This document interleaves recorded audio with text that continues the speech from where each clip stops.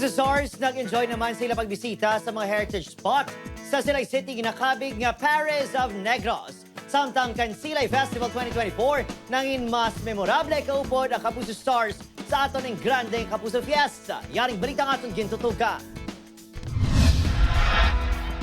Halin sa mga dumaan nga pagkabutang, museum houses, kag pating mga pagkaon niya na puno sa mga dumaan nga istorya sang paghimakas. Ang pagbisita na nagkapuso Star Zonia Mejia, Annalyn Baro, Jason Abalos sa Lilet Matias, Attorney Law, kag Black Rider cast John Lucas sa Silay City ang napuno sang pagtulunan. Bungod na sila ang kilalaman bilang The Paris of Negros, na pa-hashtag Trip Back Memory Lane man ang mga Kapuso Stars. Matapos ang historical side trip, full of energy naman ang bitbit sa apat sa Grand Kapuso Fiesta Night. Una nga nagpakitang gila si Zonia Mejia.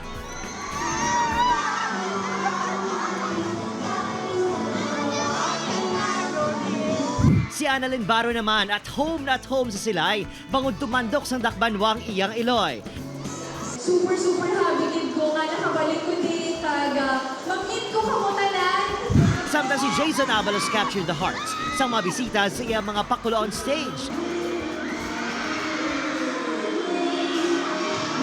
Kag, sang tiuna nga nagwa, ang new bad boy sa prime time na si John Lucas o kung si Calvin sa Black Rider. Nagsinggitan na sa kalipay ang mga silay noon.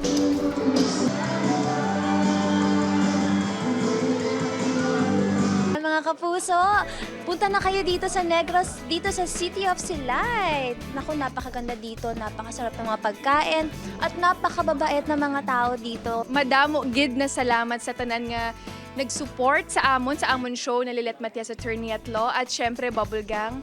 And we love you guys. Sa mga Silay, maraming salamat, sinamahan niyo po kami at sana po ay napasaya namin kayo. At sana makita-kita pa tayo sa mga susunod na panahon. Mga tao dito, sobrang babait, accommodating talaga. At yung mga pagkain, wala akong masasabi dyan. Sobra talagang sarap. Sa Silay, the past is forever. Gani hindi kin malipatan ng kasadya sa aton Grand Kapuso Fiesta. Opod, kay Rinal Casillo, Adrian Priacos, One, Western Visayas.